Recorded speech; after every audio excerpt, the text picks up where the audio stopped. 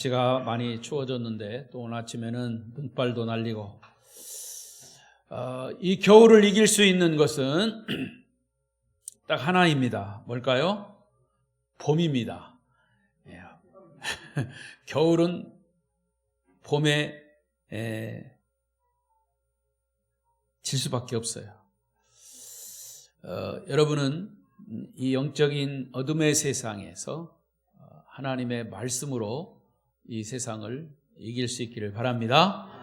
자, 오늘도 만나서 참 반갑습니다. 맞습니까? 오늘은 특별히 인사를 잘 하셔야 되고 또 감고사축도 잘 하셔야 돼요. 왜냐하면 그 이유는 말씀을 들으면 압니다. 옆 사람과 인사하십시다. 오늘도 만나서 반갑습니다. 참 잘 오셨습니다. 은혜 많이 받으세요. 감고사축 감사합니다. 고맙습니다. 사랑합니다. 축복합니다. 오늘도 이 예배에 참석하신 여러분 모두에게 하나님의 크신 은혜와 축복이 충만히 임하시기를 바랍니다. 영상으로 예배하시는 분들도 그 가운데 하나님께서 오늘 우리에게 무엇을 말씀하시는지 귀를 기울여 듣고 큰 은혜가 되시기를 바랍니다. 저는 주일날에는 로마서를 계속 설교하고 있습니다. 강조하지는 않지만 혹시 로마서 100독 아직도 못하고 계신 분들은 계속 금년에도 여러분 도전하셔서 로마서 100독을 꼭 하시기 바랍니다. 자, 오늘 구원받은 자의 삶 시리즈 10번째입니다. 오늘 말씀의 주제는 적극적인 삶. 다 같이 시작. 적극적인 삶. 적극적인 삶. 이런 주제로 말씀을 나누겠습니다. 과연 구원받은 자로서의 삶에 적극적인 삶이 뭔가? 자, 이 시대는 무서운 정신적인 질병이 이 사회의 뿌리에서부터 부패해 가고 있는 그런 위기를 맞고 있다 평가할 수 있습니다.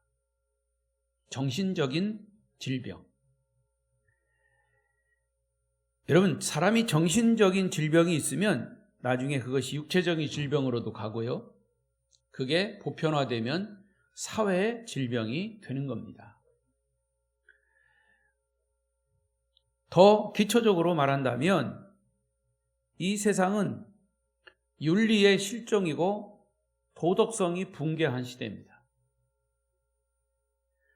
날마다 뉴스에 보도되고 있는 것을 보면 살인, 도둑질, 성폭력,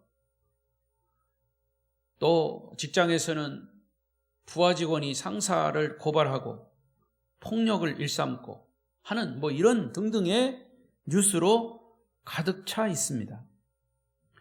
더 안타까운 것은 사회가 이렇게 비극적인 모습이고 정신적인 질병이 편만해 있는데도 불구하고 그것을 예방하는 것에 대해서는 아무런 대책이 없다는 것입니다.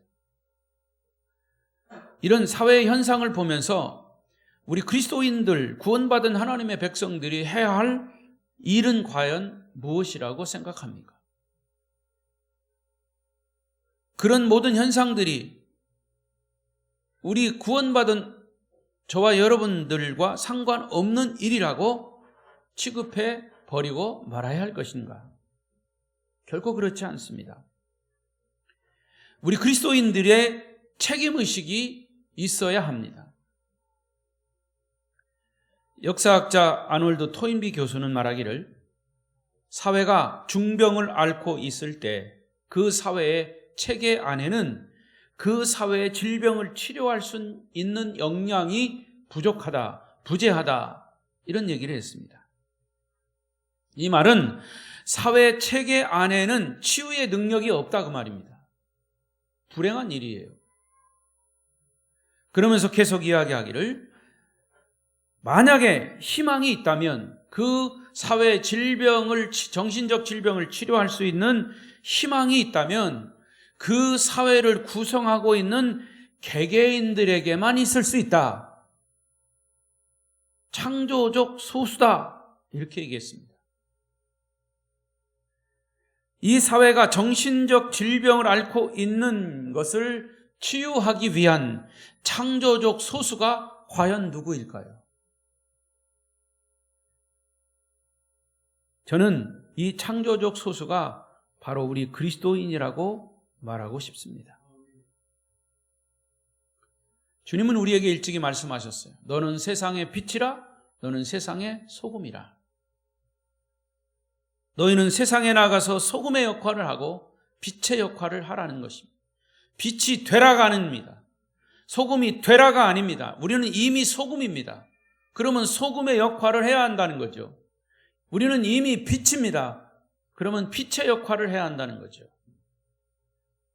지금이야말로 우리 그리스도인들이 한국 사회 안에서 창조적 소수의 의무를 감당할 때 이 사회가 조금씩 변화되어 갈 것으로 확신합니다. 그렇다면 우리 그리스도인들이 가장 먼저 지켜야 할 신앙의 본질이 무엇일까? 그것은 곧 예배의 삶입니다. 이 사회를 바꿀 수 있는 사람들이 그리스도인이라면 먼저 우리 그리스도인들이 신앙의 본질로 돌아가야 합니다.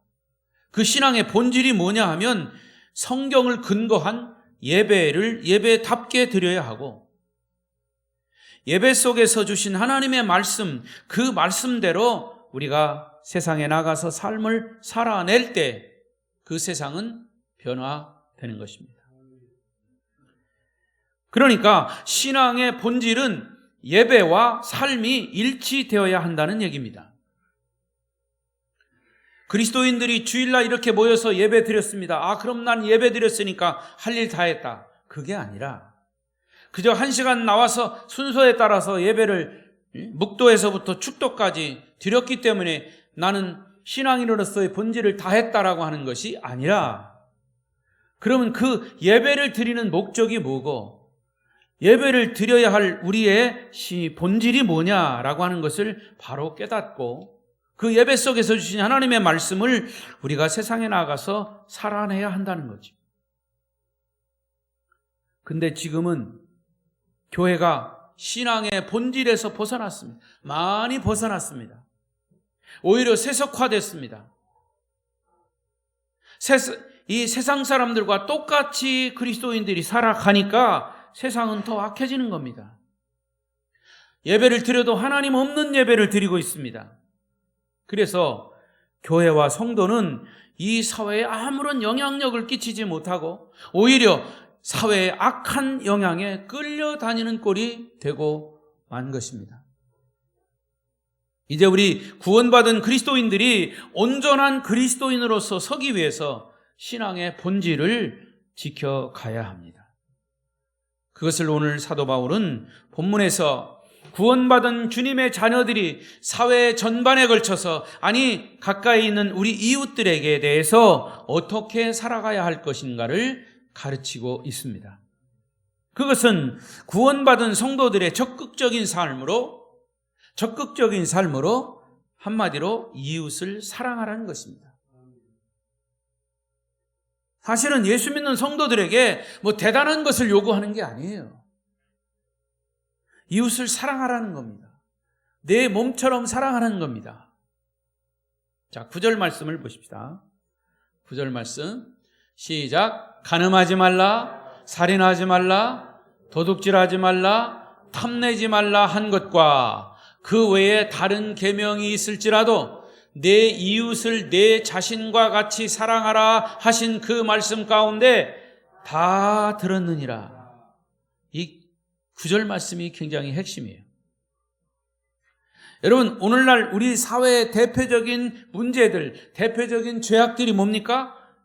여기 4가지로 딱 요약을 하셨어요. 간음, 살인, 도둑질, 탐욕.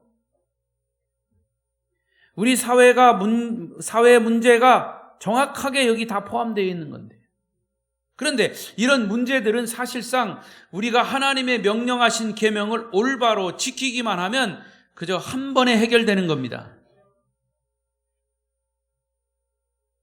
간음하지 않는 거, 살인하지 않는 거, 도둑질하지 않는 거, 욕심내지 않는 거, 이 명령대로 지키면 돼요. 그렇다면 이 계명들을 지키는 것이 쉽습니까? 안 지키는 것이 쉽습니까? 다시 묻겠습니다. 여러분, 간음을 하는 것이 쉬워요? 안 하는 게 쉬워요? 문제가 어렵습니까? 하도 쉬우니까 그냥 어이없으니까 대답을 안 하는 거죠. 살인을 하는 것이 쉬워요? 안 하는 게 쉬워요? 도둑질을 하는 게 쉬워요? 안 하는 게 쉬워요? 욕심을 내는 것이 쉬워요? 안 내는 게 쉬워요? 예, 당연합니다. 간음이나 살인이나 탐욕이나 도둑질을 하는 것보다 하지 않는 게 쉬운 거예요. 예수님께서 명령하신 것 그렇게 어려운 게 아니에요. 쉬운 거예요.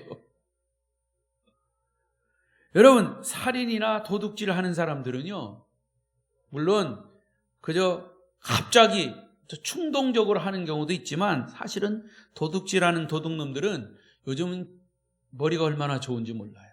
안 들키려면 서로 계획을 세워야 돼. 음모를 해야 돼. 그게 얼마나 어려운지. 안 들키려고, 안 들킬 도둑질을 하려면 정말 계획을 세워야 합니다. 이게 얼마나 어려워요. 예, 어려워요. 따라서 살인, 간음, 도둑질, 욕심을 내지 말라는 계명들을 지키는 것이 오히려 쉬운 거예요. 안 하면 되니까. 그런데 문제는 인간의 마음속에는 죄를 짓고자 하는 본성, 죄성이 깊이 자리 잡고 있는 것이 죄를 안 지으려고 노력하면 노력할수록 죄악의 더 깊은 수렁으로 빠지는 그 모습이 바로 우리 자신 속에 있다는 겁니다. 특별히 신약 성경은 간음하지 말라, 살인하지 말라, 도둑질하지 말라, 탐내지 말라라고 하는 이 소극적인 노력을 강조하는 대신 보다 적극적인 노력의 삶을 강조합니다. 그것은 그 어떤 많은 말보다 딱 한마디로 사랑하라는 겁니다. 사랑하라는 거예요. 사랑하되 그냥 사랑하는 게 아니라 너 네 몸을 사랑하지? 그러면 네 몸처럼 이웃을 사랑하라는 거예요. 사랑하라는 구체적인 얘기도 그렇게 하셨어요. 얼마나 구체적인지 몰라요. 여러분 추우니까 여러분 그냥 옷 이것저것 이거 입고 가면 안 춥겠지 하고 막 옷 껴입고 온 거, 그거 누구 사랑하는 거예요? 내 몸 사랑하는 거예요. 예를 들면 내가 이웃의 한 여성을 인격적으로 사랑하고 존중합니다. 예를 들은 거예요. 진짜 그런 게 아니고 한 여성을 인격적으로 사랑하고 존중하는데 그 여성과 간음할 수 있어요? 그 여성을 성폭력할 수 있어요? 내가 내 이웃의 소유를 내 것처럼 귀하게 여기는데 그 이웃의 것을 도둑질할 수 있습니까? 여러분, 내가 내 이웃을 사랑하는 것은 내 몸처럼 사랑하라는 것. 자, 그런데 여기 9절에 뒤에 아주 절묘한 말씀을 하셨어요. 한마디 말에 모든 것이 다 들어있다 그랬어요. 내 이웃을 내 자신과 같이 사랑하라 하신 그 말씀 가운데 다 들어갔다 말이에요. 할렐루야. 여러분 성경을 자세히 보십시오. 작은 것도 하나님이 놓치지 않고 우리의 심리를 잘 알고 계시고 우리의 죄성을 알고 계시기 때문에 하나님께서 이 말씀을 통해서 우리에게 아주 세밀하게 말씀하시는 거예요. 성경을 건성으로 보지 말라는 거죠. 여러분 우리는 10계명을 대개 두 부분으로 나누죠. 거듭 말씀드렸지만 1계명부터 5계명까지는 하나님을 향한 계명, 하나님 외에 다른 신을 섬기지 말라, 대신계명이에요. 5계명부터 10계명까지는 사람과 사람과의 관계에서 대인계명이라고 그랬어요. 그래서 우리는 이 10계명을 다 암송하기도 하지만 굳이 암송하려고 노력하지 않아도 돼요. 왜? 이 10계명은 2계명으로 딱 나눠요. 우로는 하나님을 사랑하고 아래로는 내 이웃을 내 몸과 같이 사랑하라. 가장 커다란 계명은 내 마음과 내 목숨, 뜻을 다하여 주 너의 하나님을 사랑하고 내 이웃을 내 몸과 같이 사랑하라는 것이에요. 우리가 하나님을 진심으로 사랑하면 하나님 아닌 다른 우상을 사랑할 수가 없어요. 거짓된 우상을 만들 수 없어요. 주일날 주님을 예배하는 것보다 더 소중한 다른 일이 있을 수 없어요. 우리가 이웃을 사랑한다면 살인, 간음, 도둑질, 탐욕 가능하지 않아요. 간단합니다. 사랑하면 되는 거예요. 그래서 10절 말씀에 뭐라고 그랬냐면 10절 보십시다. 시작. 사랑은 이웃에게 악을 행하지 아니하나니 그러므로 사랑은 율법의 완성이니라. 할렐루야. 여러분, 율법을요 정확하게 말하면 613가지예요. 율법을. 구약 성경을 딱 요약하면 율법이라 얘기했을 때는 613가지를 우리가 지켜야 돼요. 그런데 그 율법 613가지, 613가지를 딱 요약해서 한 가지로 말하면 사랑하라요. 이웃을 사랑하라. 그런데 이웃을 사랑하면 613가지는 다 지켜지는 것이다. 그 말이에요. 그 말이 이게 10절 말씀. 자, 다시 한번 마태복음 22장 34절, 40절 다 읽을 수는 없는데 이 말씀에 보면 예수님이 그 얘기 하신 거예요. 한 율법사가 예수님께 와서 예수님을 시험하려고 예수님께 질문을 던져요. 선생님, 율법 중에서 어느 계명이 큰 계명입니까? 이렇게 물을 때 예수님 말씀하시기를 내 마음을 다하고 목숨을 다하고 뜻을 다하여 주 너의 하나님을 사랑하라 하셨으니 이것이 크고 첫째 되는 계명이요 둘째도 이와 같으니 내 이웃을 내 자신과 같이 사랑하라 하셨으니 이 두 계명이 온 율법과 선지자의 강령이니라. 자, 읽어보십시다. 마지막 40절 시작. 이 두 계명이 온 율법과 선지자의 강령이라. 이 두 계명이 뭐라고요? 하나님 사랑, 이웃 사랑. 아주 명쾌하게 설명을 하셨어요. 사도 바울도 예수님의 이 말씀을 따라서 이 부분을 더 강조한 것에 불과한 거예요. 여러분, 무엇을 안 하려고 하지 말고 적극적으로 하여, 적극적으로 구원받은 하나님의 자녀들이 적극적으로 사는 삶은 이웃 사랑이에요. 여러분, 아까 제가 서두에 그랬죠? 감고사축을 아주 잘 하라고 그랬죠? 거기에 뭐가 들어있습니까? 감사합니다. 고맙습니다. 사랑합니다.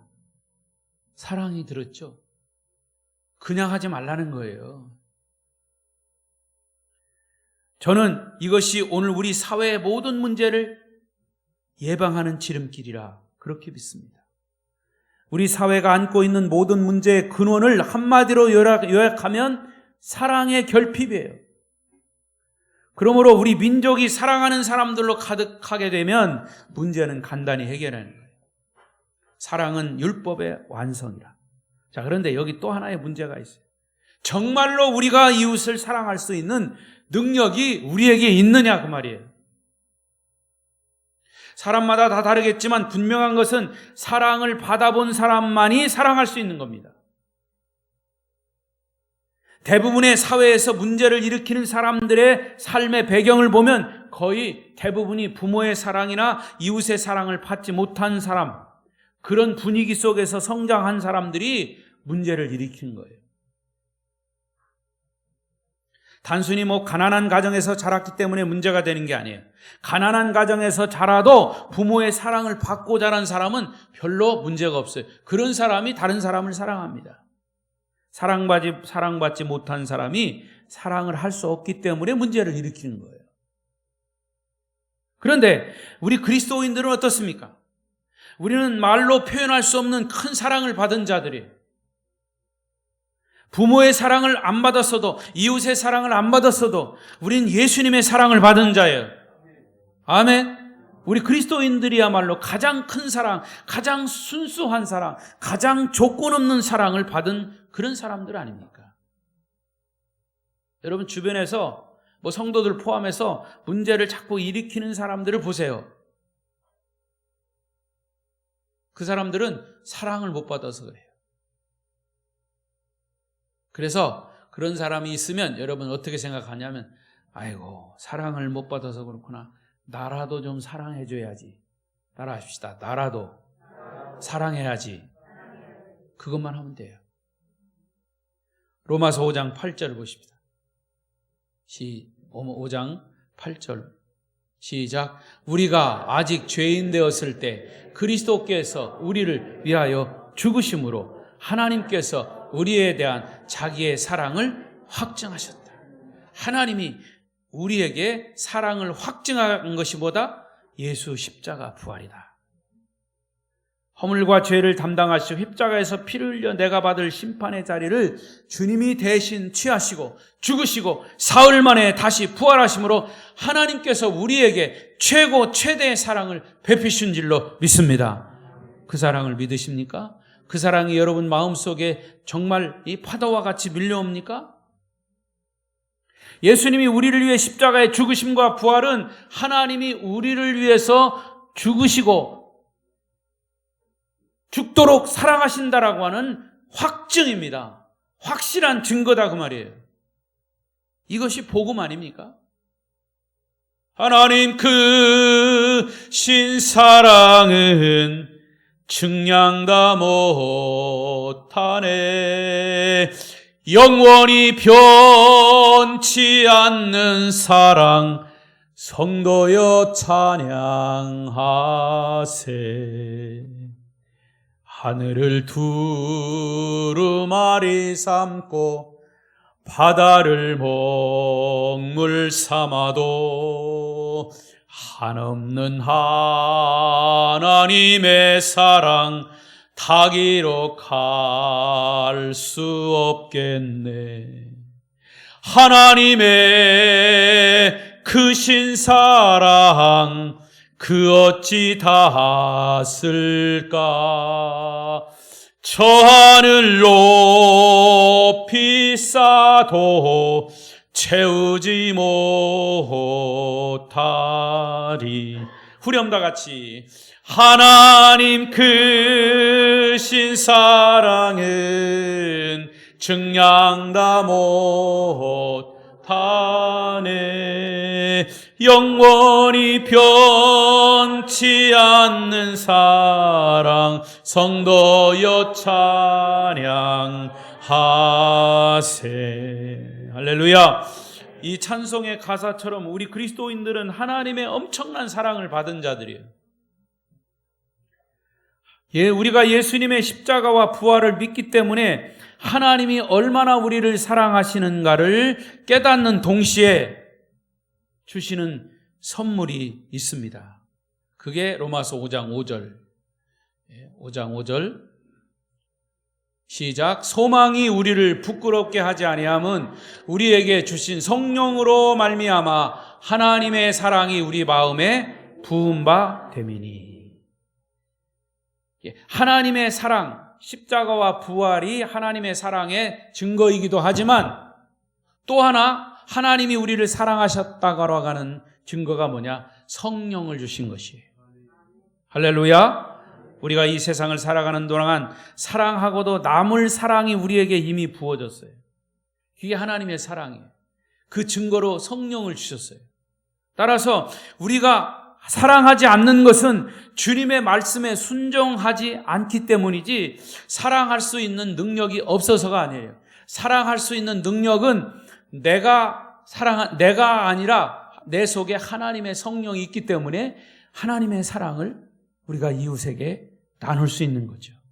그럼에도 불구하고 사랑하지 않는다면 우리는 주의 명령에 불순종하는 거죠.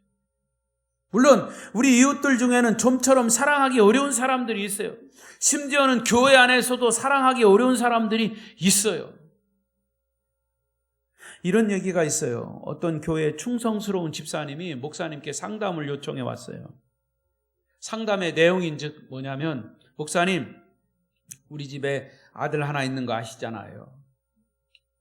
목사님, 그 아들을 좀 만나주시고 그 아들에게 권면 좀 해주시고 기도도 해주세요. 그래서 목사님이 그 청년 아들을 만났습니다. 근데 만나보니까 이게 아주 꼴통 중에 꼴통이야. 목사님 마음에 드는 구석이라고는 하나도 없는 거예요.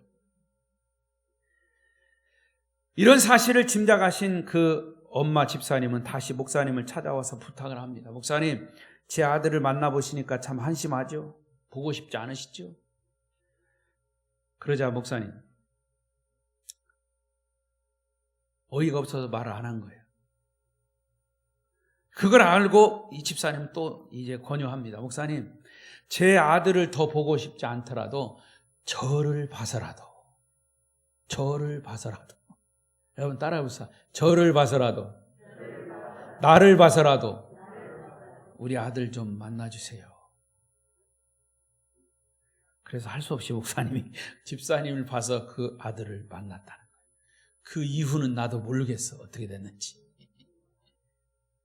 여러분, 우리 주변에 아무리 사랑하기 어려운 사람이 있어도 하나님은 우리에게 이렇게 말씀하실 거예요. 아무개야, 그 사람 보기 싫거든 나를 봐서라도 사랑해다오. 주님의 말씀. 그 사람은 내가 사랑하는 아들이고 딸이야. 네가 판단하기에 정말 꼴도 보기 싫은 그 사람의 모든 그 고약한 성품에도 불구하고 나를 봐서라도 그 사람을 사랑하라. 이제 말씀을 맺겠습니다. 여러분, 오늘 말씀은 어찌 보면 간단해요. 아니, 예수님의 말씀은 간단해요. 내 이웃을 사랑하라는 거예요. 지금 이 시대는 저와 여러분들이 그리스도인으로 살아가기 너무 힘든 시대. 그럼에도 불구하고 그 어느 때보다도 구원받은 하나님의 백성들이 그리스도인답게 살아가야 할 때가 곧 지금입니다. 사랑이 율법의 완성이고 준엄한 하나님의 명령이면 그 명령에 우리가 따라야 하지 않겠습니까? 사랑하기 어려운 이웃에 우리는 적극적으로 주님 얼굴 때문에 주님이 우리에게 말씀하시면 나를 봐서라도 사랑하라고 말씀하십니다. 그래서 우리는 원수까지라도 사랑해야 합니다. 주님은 우리에게 사랑은 허다한 죄를 덮는다고 말씀하셨습니다. 자, 이제 여러분 그 심각한 얼굴을 가지고 옆 사람과 감고사축을 다시 한번 하는 겁니다. 정말 진심 어린 마음으로 옆에 있는 사람 그렇게 고백하십시다. 감고사축 시작. 감사합니다. 고맙습니다. 사랑합니다. 축복합니다. 자, 이 고백이 입술만의 고백이 아니라 구원받은 여러분의 적극적인 삶이 되시기를 축원합니다. 기도하십시다.